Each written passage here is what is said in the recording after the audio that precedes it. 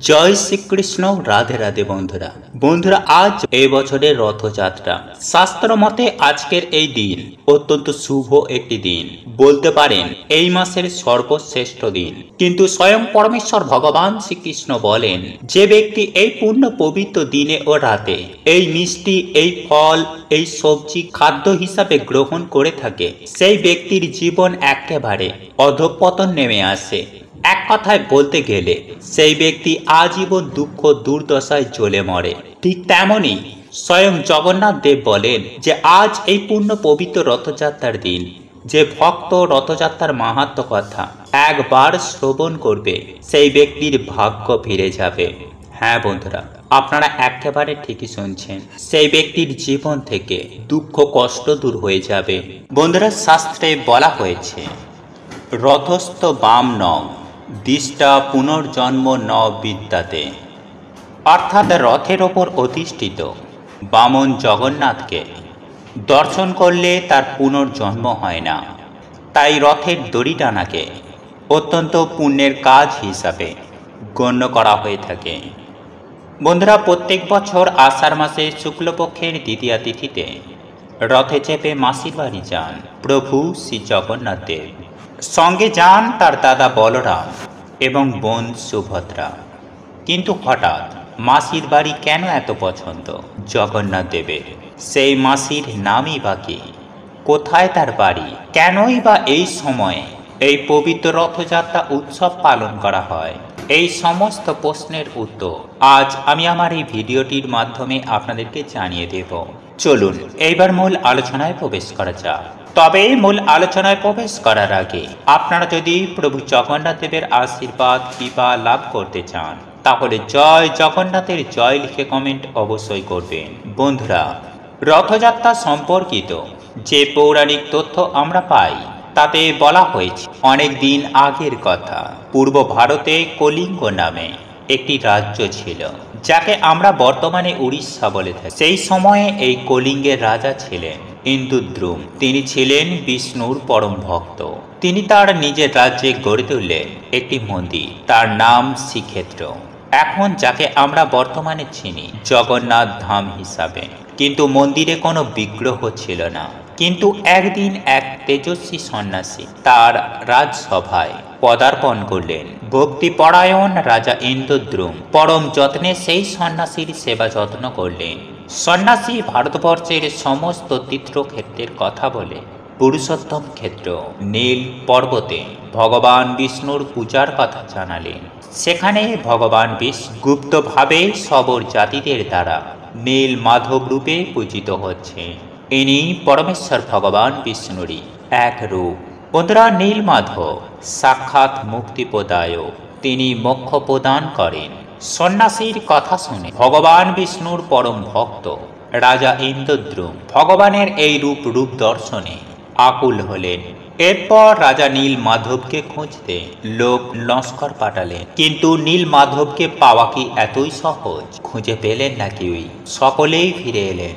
কেবলমাত্র ফিরলেন না রাজার পরম বিশ্বস্ত ব্যক্তি বিদ্যাপতি। বিদ্যাপতি সবরদের দেশে এসে সবরদের রাজা বিশ্ব বসুর সাথে সাক্ষাৎ করলেন। সবররাজ বিশ্ব বসু বিদ্যাপতিকে সাদর অভ্যর্থনা করে অতিথি সেবার জন্য নিজের কন্যা ললিতাকে দায়িত্ব দিলেন। কিছুদিন সেই স্থানে থাকার পর ললিতার সাথে প্রেম হয় বিদ্যাপতি এবং তা শেষ পর্যন্ত বিবাহে পরিণত পায়। বিদ্যাপতি সেই জঙ্গলে সুখেই বাস করতে লাগলেন। বিবাহের পর বিদ্যাপতি দেখলেন রোজ সকালে সবররাজ বিশ্ব বসু কয়েক ঘন্টার জন্য জঙ্গলের কোথাও একটা যান। রোজ সকালে কোথায় তিনি যান, এই প্রশ্ন তিনি তার স্ত্রী ললিতাকে করে জানতে পারলেন যে জঙ্গলের মধ্যে একটি গোপন জায়গায় নীল মাধবের পূজা করতে চান সবররাজ বিশ্ব বসু। উৎসাহিত হয়ে উঠলেন বিদ্যাপতি। নীল মাধবের সন্ধান এতদিনে পাওয়া গিয়েছে, তখন আর ছাড়া যাবে না। তিনি তার শ্বশুরমশাই বিশ্ব বসুর কাছে নীল মাধবকে দর্শন করার জন্য অনুরোধ করলেন। বিশ্ব বসু প্রথমে রাজি না হলেও অবশেষে মত দিলেন তবে শর্ত দিলেন যে বিগ্রহ পর্যন্ত চোখ বেঁধে যেতে হবে বিদ্যাপতিকে। বিদ্যাপতি তাতেই রাজি হয়ে গেলেন, কিন্তু বিদ্যাপতি একটি বুদ্ধি করেন। তিনি যখন চোখ বন্ধ অবস্থায় নীল মাধবকে দেখতে চান, সঙ্গে করে সর্ষে নিয়ে যান। হাতে এক মুঠো করে সর্ষে নিয়ে সারা রাস্তায় ফেলতে ফেলতে যান। এই সমস্ত কাজ বিশ্ব বসুর অগোচরেই সম্পূর্ণ হয়। বিদ্যাপতির উদ্দেশ্য ছিল নীল মাধবকে পুরীতে নিয়ে যাওয়ার। এতদিনে নীল মাধবের সন্ধান পাওয়া গেছে। এতদিনে এই খবর তিনি রাজা ইন্দ্রদ্যুমের কাছে পাঠায়।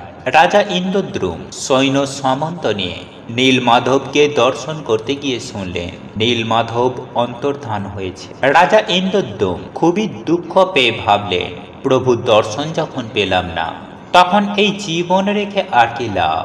অনশনে তিনি পান ত্যাগ করার মনস্থির করলেন। এই সিদ্ধান্ত নিয়ে রাজা ইন্দ্রদ্যুম কুশসজ্জায় শয়ন করলেন। আর তখনই দৈববাণী হল, হে রাজন, তোমার পান ত্যাগের প্রয়োজন নাই। এই স্থানে তোমার মাধ্যমে ভগবান জগন্নাথ দেব দারু বম্বরূপে পূজা পাবেন।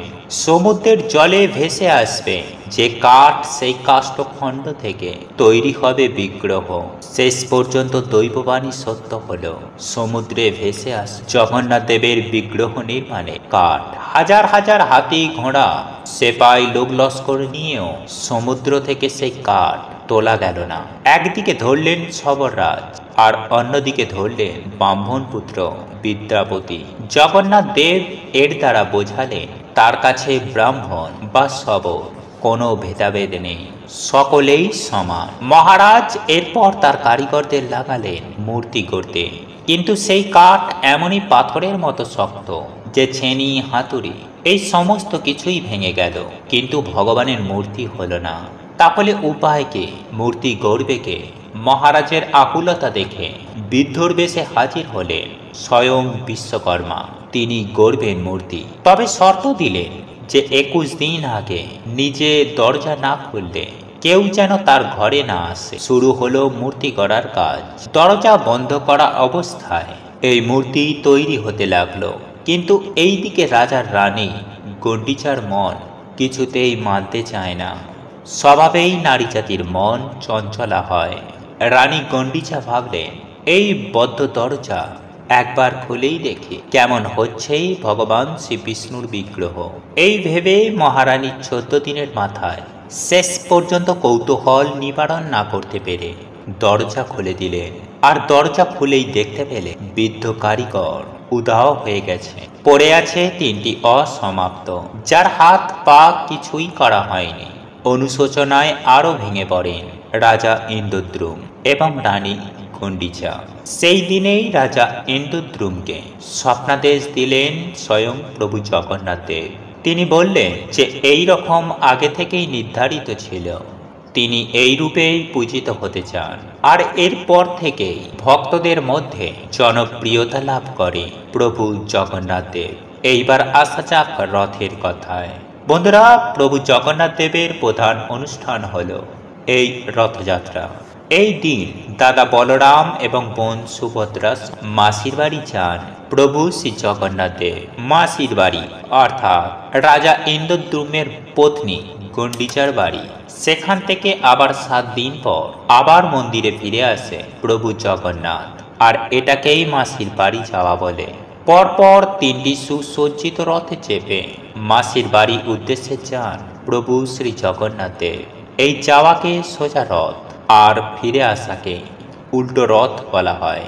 রথের দিন পরপর 3টি রথ যাত্রা করে মাসির বাড়ি। প্রথমে যায় বলরামের রথ, তারপর সুভদ্রা এবং সব শেষে প্রভু জগন্নাথ দেবের রথ। রথে চেপে এই গমন প্রত্যাগমনকে সোজা রথ ও উল্টো রথ বলে। বন্ধুরা, এই ছিল প্রভু জগন্নাথ দেবের রথযাত্রার কাহিনী বা মাহাত্ম্য। আপনারা যদি চরম সৌভাগ্যের অধিকারী হতে চান, জীবনে সব দিক থেকে সুখ শান্তি সমৃদ্ধি পেতে চান, তাহলে অতি অবশ্যই পবিত্র রথযাত্রার দিন বাড়িতে যদি আপনাদের প্রভু জগন্নাথ দেবের মূর্তি বা ছবি থেকে থাকে, তাহলে ওনার পুজো আরাধনা করুন। এর ফলে অপার সৌভাগ্যের আপনারা অধিকারী হবেন। তবে যদি আপনাদের গৃহে প্রভু জগন্নাথ দেবের কোনো ছবি বা মূর্তি যদি না থেকে থাকে, তাহলে পরমেশ্বর ভগবান শ্রীকৃষ্ণের পুজো আরাধনা করুন। এর ফলেও কিন্তু অখণ্ড সৌভাগ্য আপনাদের জীবনে আসতে বাধ্য। এবং সেই সঙ্গে নৈবেদ্য হিসাবে নিবেদন করবেন সাদা বাতাসা, মিছরি এবং তুলসী পাতা। বন্ধুরা, আপনারা এই তিনটে জিনিস দিয়ে যদি প্রভু জগন্নাথ দেব তথা পরমেশ্বর ভগবান শ্রীকৃষ্ণের পুজো আরাধনা করতে পারেন, তাহলে আপনি অখণ্ড সৌভাগ্যের অধিকারী হবেন তথা রাতারাতি আপনারা ধনবান হয়ে উঠবেন। প্রভু জগন্নাথ দেব ও পরমেশ্বর ভগবান শ্রীকৃষ্ণের আশীর্বাদ ও অশেষ কৃপায় বন্ধুরা আপনাদের জীবনে সুখ, শান্তি, সমৃদ্ধি এই সকল প্রত্যেকটি বিরাজ করবে এবং বৃদ্ধি পাবে। এবং আপনারা যে তুলসী পাতা এবং মিছরি ও বাতাসা প্রভুকে নৈবেদ্য হিসাবে নিবেদন করেছিলেন, সেটি পুজো আরাধনা হয়ে যাবার পর প্রসাদ হিসাবে অবশ্যই পরিবারের সাথে সেই প্রসাদ বিতরণ করে গ্রহণ করবেন। এর ফলে আপনারা সারা জীবন আপনারা নিজেরাই দেখবেন আপনারা সুস্থ সবল নিরোগ হয়ে দীর্ঘ জীবন যাপন করতে সক্ষম হবেন। বন্ধুরা, এরপর আমরা জেনে নেব যে কোন সেই তিনটি সবজি যদি আপনারা ভুল করেও মুখে তোলেন এই পবিত্র রথযাত্রার দিন, তাহলে সংসার কিন্তু আপনাদের জ্বলে পুড়ে শেষ হয়ে যাবে সেই সম্পর্কে। কেননা বন্ধুরা, আপনারা যদি ভুল করেও পবিত্র রথযাত্রার দিন এই তিনটি সবজি মুখে তুলে নেন, তাহলে একের পর এক আর্থিক সমস্যা, পারিবারিক সমস্যা আপনাদের জীবনে নেমে আসতে বাধ্য। বিশেষ করে প্রভু জগন্নাথ দেব আপনাদের ওপর অত্যন্ত অসন্তুষ্ট হবেন, যার ফলে জীবন থেকে সুখ, শান্তি, সমৃদ্ধি এই সকল কিছু কিন্তু নষ্ট হয়ে যাবে। এর ফলে চরম দুর্ভাগ্যের কবলে আপনারা কিন্তু নিজেরাই জড়িয়ে পড়বেন তথা প্রভু শ্রী জগন্নাথ দেবের ক্রোধের কারণে আপনার স্বামী সন্তানের ওপর নেমে আসতে পারে চরম ভয়ঙ্কর অমঙ্গলের ছায়া। এরই পাশাপাশি এই ভিডিওটির মাধ্যমে আপনাদেরকে জানিয়ে দেব এমন তিনটি খাবার বা সবজির ব্যাপারে, সেইগুলি যদি আপনারা পবিত্র রথযাত্রার দিন খেতে পারেন, তাহলে আপনারা কি যে সৌভাগ্যের অধিকারী হবেন তা আপনারা হয়তো নিজেরাও কল্পনা করতে পারবেন না। তাহলে আসুন জেনে নেওয়া যাক যে কোন সেই তিনটি সবজি যেগুলি আপনারা ভুল করেও পবিত্র রথযাত্রার দিন গ্রহণ করবেন না। দেখুন বন্ধুরা, আপনারা এই তিনটি সবজি বাড়ির বাইরে যেরকম খাবেন না, ঠিক তেমনই নিজের ঘরে রান্না পর্যন্ত করবেন না। কারণ এই সবজিগুলির সাথে প্রভু জগন্নাথ দেবের বিশেষ সম্পর্ক রয়েছে। সুতরাং শাস্ত্রের বিধি বিধান অনুসারে বাড়ির ভেতরে এই তিনটি সবজি যেমন রান্না করা উচিত নয়, ঠিক তেমনই বাড়ির বাইরে কোথাও গিয়ে এই তিনটি সবজি আপনারা ভুল করেও মুখে তুলবেন না। নতুবা জীবনে চরম ভয়ঙ্কর দুঃখ, দারিদ্রতা, দুর্দশা আপনাদের জীবনে ভয়ঙ্কর রূপে নেমে আসতে পারে, যেখান থেকে আপনারা চট করে কিছুতেই বেরিয়ে আসতে পারবেন না। শত চেষ্টা করেও কিন্তু আপনাদের কিছু করার থাকবে না। আপনাদের নিজেদের মনে হবে যে আপনারা কি ভুল করেছেন, তখন আপনাদের মাথা চাপড়ানো ছাড়া আর কিছুই বাকি থাকবে না।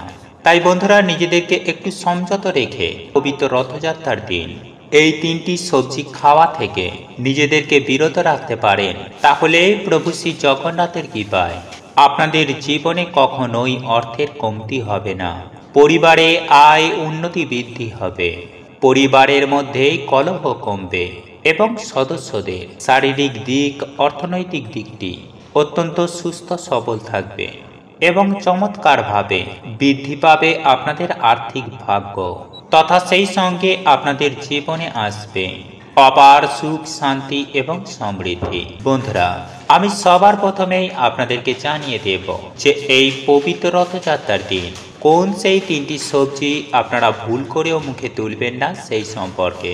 এবং এই প্রসঙ্গে আমি সবার প্রথমে যে সবজিটির কথা বলবো তা হলো শাক। হ্যাঁ বন্ধুরা, আমি আপনাদের প্রত্যেকের কাছে অনুরোধ করব যে এই পবিত্র রথযাত্রার দিন সবুজ কিংবা লাল শাক আপনারা কিন্তু ভুল করে মুখে তুলবেন না বা নিজের গৃহে রান্না পর্যন্ত করবেন না বা বাইরে কোথাও গিয়ে খাবেনও না। বিশেষ করে কলমি শাক, নোটে শাক, পুঁই শাক, লাল শাক এবং লাউ শাক। বন্ধুরা, এই সকল শাক জাতীয় খাবার আপনারা ভুল করেও এই পবিত্র রথযাত্রার দিন খাবেন না। যদি আপনারা ভুল করেও এই শাক জাতীয় কোনো খাবার খেয়েও ফেলেন, তাহলে আপনাদের জীবনে ভয়ঙ্কর দারিদ্রতা এবং অমঙ্গল নেমে আসতে বাধ্য। এরপর দ্বিতীয় যে সবজিটির কথা আপনাদেরকে বলবো, সেটি হলো পটল। পবিত্র রথযাত্রার দিন আপনারা যদি পটলের রান্না করেন বা পটল দিয়ে তৈরি এমন কোনো খাবার যদি আপনারা খেয়ে থাকেন, তাহলে কিন্তু স্বয়ং প্রভু জগন্নাথ দেব সেই ব্যক্তির ওপর বা আপনার ওপর অত্যন্ত রুষ্ট হবেন। ফলস্বরূপ যে ব্যক্তি এমনটি করেন তার শরীরে একের পর এক শারীরিক সমস্যা যেমন দেখা দিতে শুরু করবে, ঠিক তেমনই সেই ব্যক্তির জীবনে নেমে আসবে চরম ভয়ঙ্কর অমঙ্গল ও দারিদ্রতা। বন্ধুরা, একই সঙ্গে আমি আপনাদেরকে এটাও জানিয়ে দেব, পবিত্র রথযাত্রার দিন ভুল করেও কোনরূপ আমিষ জাতীয় খাবার খাবেন না। ঠিক তেমনই আপনারা নেশা ভান পর্যন্ত করবেন না। যদি আপনারা কোনরূপ আমিষ জাতীয় বা নেশার দ্রব্য যদি গ্রহণ করেন, তাহলে কিন্তু প্রভু শ্রী জগন্নাথ দেব অত্যন্ত রূপে আপনাদের ওপর রাগান্বিত হবেন, যার ফলে আপনাদের পরিবারে সুখ বিনষ্ট হবে, শান্তি চলে যাবে, পারিবারিক অশান্তি, শারীরিক সমস্যা দেখা দেবে, অর্থ ইনকাম বন্ধ হয়ে যাবে। এক কথায় বললেই সব দিক থেকে প্রভু শ্রী জগন্নাথ দেবের রসনালে পড়ে আপনাদের জীবনে নেমে আসবে নরক সমান যন্ত্রণা। যাই হোক বন্ধুরা, এরপর তৃতীয় অর্থাৎ সর্বশেষ যে সবজিটি বা খাবারটির কথা আপনাদেরকে জানিয়ে দেব, যেটি আমি আপনাদেরকে পবিত্র রথযাত্রার দিন খেতে বারণ করব, সেটি হলো কোনরূপ তেতো জাতীয় খাবার। যেমন ধরুন উচ্ছে, করলা। ভুল করেও এই পবিত্র রথযাত্রার দিন আপনারা কিন্তু এই উচ্ছে, করলা বা নিম জাতীয় খাবার বা তেতো জাতীয় খাবার এইগুলি ভুল করেও গ্রহণ করবেন না। বন্ধুরা, আপনারা প্রত্যেকেই জানি যে প্রভু জগন্নাথ দেবের কাঠামোটি কিন্তু নিম কাঠ দিয়ে তৈরি করা হয়। সুতরাং পবিত্র রথযাত্রার দিন নিম কাঠ একেবারে স্পর্শ করা উচিত নয়। ঠিক তেমনি নিম পাতাতেও হাত দেওয়া উচিত নয়। ঠিক তারই সাথে সাথে সমস্ত রকম তেতো জাতীয় খাবার খাওয়া থেকেও নিজেদেরকে বিরত রাখা উচিত। বন্ধুরা, যদি আপনারা এমনটি পারেন, তাহলে আপনার এবং আপনার পরিবারে মঙ্গল অবশ্যই হবে। বন্ধুরা, আমি একই সঙ্গে আপনাদেরকে জানিয়ে রাখি যে আপনারা যদি রাস্তার ভিখারি হতে না চান, তাহলে আজ আমি আমার এই ভিডিওটির মাধ্যমে যে কয়েকটি সবজি বা খাবারের কথা বললাম, সেইগুলি কিন্তু পবিত্র রথযাত্রার দিন ভুল করেও মুখে তুলবেন না, নতুবা নিজেদের সর্বনাশ কিন্তু আপনারা নিজেরাই ডেকে আনবেন, যা শত চেষ্টা করেও আপনারা কিন্তু কোনরূপ সমস্যার সমাধান খুঁজে পাবেন না। যাই হোক বন্ধুরা, এরপর আমি আপনাদেরকে জানিয়ে রাখি, বন্ধুরা, এর আগে আমি অনেক ভিডিওর মাধ্যমে আমি রাশি ভিত্তিক বহু ভবিষ্যৎবাণী আপনাদেরকে করেছি। সেই সকল ভবিষ্যৎবাণী অনেকের জীবনে পরিপূর্ণ হয়েছে। আজ সেই সকল মানুষ জীবনে অনেক আয় উন্নতি করতে পেরেছে। বন্ধুরা, আজকের এই বর্তমান সময়ে সেই সকল মানুষজন বড় লোক হয়ে উঠেছে।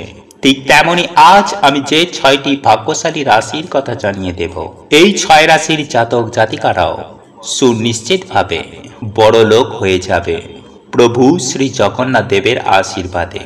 তাই এই প্রসঙ্গে বিস্তারিত জানতে ভিডিওটি অবশ্যই পুরো দেখবেন। বন্ধুরা, আমি সবার প্রথমে যে ভাগ্যশালী রাশিটির কথা বলবো তা হলো বৃষ রাশি। বন্ধুরা, আপনি যদি বৃষ রাশির জাতক জাতিকা হয়ে থাকেন, তাহলে কিন্তু আপনার জীবনে অনেক কিছু আসতে চলেছে। এই দিনে আপনারা এই পবিত্র রথযাত্রার দিনেই আপনার জীবনকে গুছিয়ে নিতে পারবেন। তাই বন্ধুরা, এই পবিত্র রথযাত্রার দিনটি সম্পূর্ণভাবে আপনাকে অ্যালার্ট থাকতে হবে। দেখবেন আপনার সাথে অনেক কিছু ঘটবে, বিভিন্ন সুযোগ আসবে, নতুন নতুন বন্ধু বান্ধবীদের সাথে পরিচয় হবে এবং যে কোনো একটি আপনার স্বপ্ন পূরণ হতে পারে। হতে পারে আপনার 10টা স্বপ্ন আছে, যে এটা করব, ওটা করব, সেটা করব, তার মধ্যেই যে কোনো একটি, সেটা হতে পারে সস্তা, আবার হতে পারে বহুমূল্যে। সেই মনস্কামনা বা সেই স্বপ্ন অবশ্যই সুনিশ্চিতভাবে পূর্ণ হবে প্রভু জগন্নাথ দেবের আশীর্বাদে, এতে কোনো রকম কোনো সন্দেহ নেই। বন্ধুরা, এরপর দ্বিতীয় যে ভাগ্যশালী রাশিটির কথা বলবো তা হলো ধনুরাশি। বন্ধুরা, আপনি যদি ধনুরাশির জাতক জাতিকা হয়ে থাকেন, তাহলে কিন্তু পবিত্র রথযাত্রার দিন আপনার জীবন বদলে যেতে পারে।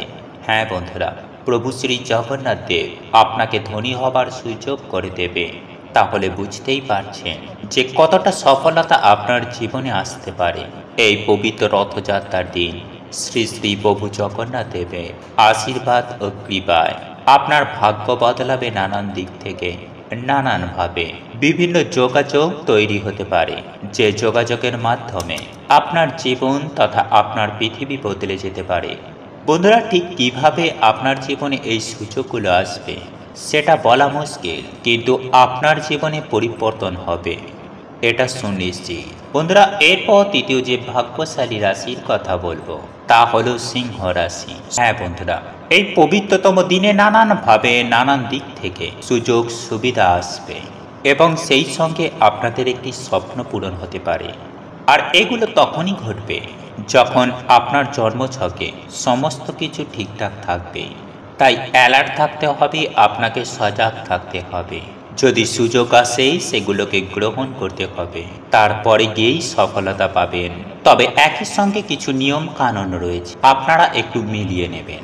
যাই হোক বন্ধুরা, এরপর আমি চতুর্থ যে ভাগ্যশালী রাশিটির কথা বলবো তা হলো কর্কট রাশি। বন্ধুরা, আপনারা যদি কর্কট রাশির জাতক জাতিকা হয়ে থাকেন, তাহলে প্রভু শ্রী জগন্নাথ দেবের রথযাত্রার দিন আপনার জীবনেও কিন্তু পরিবর্তন আসবে। হঠাৎ করেই ধনী হবার সুযোগ আপনারা পাবেন, সেটা যে কোনো দিক থেকেই হোক না কেন আপনাদের হাতে অর্থ আসবে। তাই বন্ধুরা, আপনারা চোখ কান খোলা রাখুন, বিভিন্ন সুযোগ সুবিধাকে গ্রহণ করুন, কারণ আপনাদের সঙ্গে সাথে ঐশ্বরিক দৈবিক শক্তি রয়েছে। প্রভু শ্রী জগন্নাথ দেবের আশীর্বাদ রয়েছে আপনাদের জন্য। রথযাত্রার দিন খুবই শুভ দিন, শুভ সময় আপনাদের জন্য থাকবে। বন্ধুরা, এরপর যে ভাগ্যশালী রাশিটির কথা বলবো তা হলো কুম্ভ রাশি। বন্ধুরা, এই কুম্ভ রাশির প্রত্যেকটা জাতক জাতিকাকেই আমি অ্যালার্ট থাকতে বলবো, কারণ এই কুম্ভ রাশির জাতক জাতিকার জীবনে নানান রকম নানান দিক থেকে সুযোগ সুবিধা আসবে, যোগাযোগ তৈরি হবে, যে যোগাযোগের মাধ্যমে আপনাদের জীবন বদলে যাবে। প্রভু শ্রী জগন্নাথ দেবের আশীর্বাদে কুম্ভ রাশির জাতক জাতিকাদের জীবনে ধনী হবার একটা সুযোগ আসবে, সেটা যে কোনো পথ দিয়ে হোক, যে কোনো উপায়ে হোক। এমনকি আপনারা হয়তো কোনো পৈতৃক সম্পত্তির ভাগ পাবেন, এছাড়াও আপনারা হয়তো লটারিতে জয়ী হতে পারবেন। তবে হ্যাঁ, এক্ষেত্রে আপনাদেরকে বলে রাখি যে লটারির টিকিট কখনোই নেশায় কাটবেন না। যদিও আপনারা লটারির টিকিট কাটেন, তাহলে একটি মাত্র লটারি কাটবেন। দেখবেন আপনার জন্মছকে থাকা প্রত্যেকটা গ্রহ যদি শুভ স্থানে থাকে, তাহলে এই লটারিতে আপনারা সুনিশ্চিতভাবে জয়ী হবেন। বন্ধুরা, এরপর ষষ্ঠম অর্থাৎ সর্বশেষ যে ভাগ্যশালী রাশিটির কথা বলবো তা হলো মিথুন রাশি। বন্ধুরা, আপনারা যদি মিথুন রাশির জাতক জাতিকা হয়ে থাকেন, তাহলে আমি একই কথা আপনাদেরকেও বলবো যে এই পবিত্র রথযাত্রার দিন আপনার জীবনে পরিবর্তন হতে পারে। এই পবিত্রতম রথযাত্রার দিনে আপনাদের যে কোনো একটি স্বপ্ন পূরণ হতে পারে, হতে পারে সেটা সস্তা, আবার হতে পারে অনেক কষ্ট, কিন্তু স্বপ্ন পূরণ হবে, এটাই শেষ কথা।